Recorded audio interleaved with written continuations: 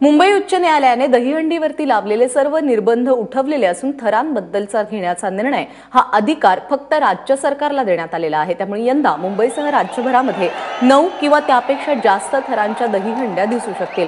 दरम्यान 14 वर्षांखालील गोविंदांना दहीहंडीच्या मनोऱ्यांमध्ये सहभागी होऊ देणार नसल्याचं सरकारच्या वतीने आशिष शेलार यांनी स्पष्ट केलेलं आहे आणि त्याचमुळे यंदा दहीहंडीची उंची कितीही असली तरी सर्वात वरच्या थरावरती बालगोविंदा दिसणार नाहीत।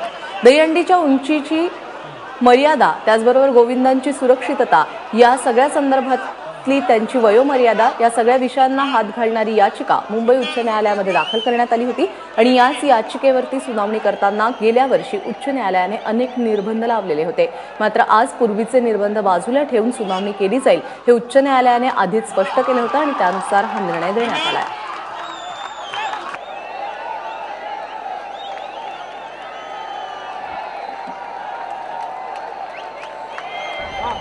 आज मुंबई उच्च न्यायालयाने जे आदेश दिले त्यामुळे मुंबई किंवा राज्यातील गोविंदा पथक किंवा दहीकाला उत्सव साजरा करण्यामधला एका अर्थाने सुविधा होईल अशा स्वरूपाचे मुंबई उच्च न्यायालयाचे आदेश दिले। आम्हाला मोठा दिलासा मिळाला आहे आणि त्यामुळे उंचीची मर्यादा उच्च न्यायालयाने काढली आहे।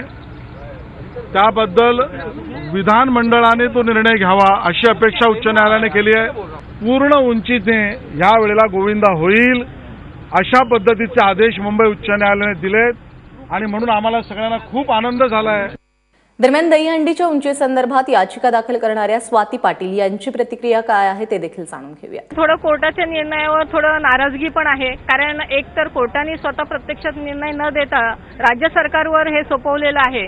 त्याच्यामुळे आता राज्य सरकार 15 ऑगस्टच्या आज काय निर्णय देते ह्याच्याकडे लक्ष आहे। पहिली गोष्ट, सगळ्यात महत्त्वाची गोष्ट की सुरक्षिततेचे जे नियम दिलेले आहेत या 15 ऑगस्टच्या दहीहंडीच्या दिवशी किती पाळले जातात सरकारकडून, किती नियम दहीहंडी समन्वय समितीकडून पाळले जातात याच्यावर पूर्ण कटाक्ष असणार आहे आमचा। आणि जर राज्य सरकारने 15 ऑगस्टच्या आज जर उंचीचे निर्बंध जर ठरवले नाही तर मग सुप्रीम कोर्टामध्ये पुन्हा अपील करण्याची आमची तयारी आहे। आणि विलेपार्ले महिला गोविंदा पथकाच्या प्रशिक्षिका गीता झगडे यांनी हायकोर्टाच्या निर्णयावरती काय प्रतिक्रिया दिली आहे ऐकूयात। रोज रोज रोज तेच तारीख पे तारीख हे कंटाळून सगळी मंडळात थकली होती, पण आज खरोखरच एक शेवटी निर्णय लागला। महाराष्ट्र शासनाचे जे ॲडव्होकेट तुषारजी मेहता होती त्यांनी एक 14 वर्षाच्या मुलांचा जो नियम सांगितला आणि तो कंटिन्यू करून माननीय जज साहेबांनी जो आम्हाला निर्णय दिला खूपच आम्हाला बरं वाटलं। आज समितीच्या वतीने आम्ही ओरिएंटल इन्शुरन्स कंपनी जे दरवर्षी 25,000 आणि 2.5 लाख हा इन्शुरन्स कंटिन्यू होता तो यावेळेस आम्ही बदलून प्रीमियम वाढवलेला आहे आणि त्याच्यातून 10 लाख आणि 50,000 असा आम्ही एक वेगळा इन्शुरन्स यापासून सुरू केलाय। वेगवेगळे वर्षा जातील तसे नियम आम्ही अजून काही ना काही चांगले करूच। आणि याआधी दहीहंडीच्या खेळांवरती कोणकोणते निर्बंध घालण्यात आलेले होते त्यावर एक नजर टाकूयात।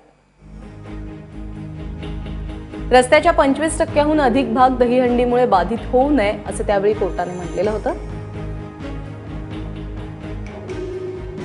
दहीहंडी हायड्रॉलिक क्रेनवरती बांधू नये, सीसीटीव्ही कॅमेरे लावावेत किंवा व्हिडिओ रेकॉर्डिंग करावं, दहीहंडी 5च थरांची असावी असे देखील निर्बंध होते। गोविंदांना हेल्मेट, जॅकेट आणि सेफ्टी बेल्ट्स द्यावेत, कुणी जखमी होऊ नये यासाठी खाली गाद्या अंथरल्या जाव्यात, दहीहंडी रात्री 8 पूर्वी फोडावी, आयोजकांनी गोविंदांच्या पॅन कार्डची प्रत अर्जासोबत सोडावी, नागरिकांनी आवाजाचा त्रास न होण्याची काळजी घ्यावी। हे सगळे निर्बंध लावण्यात आलेले होते, मात्र यातले अनेक निर्बंध आज उठवण्यात आलेले आहेत।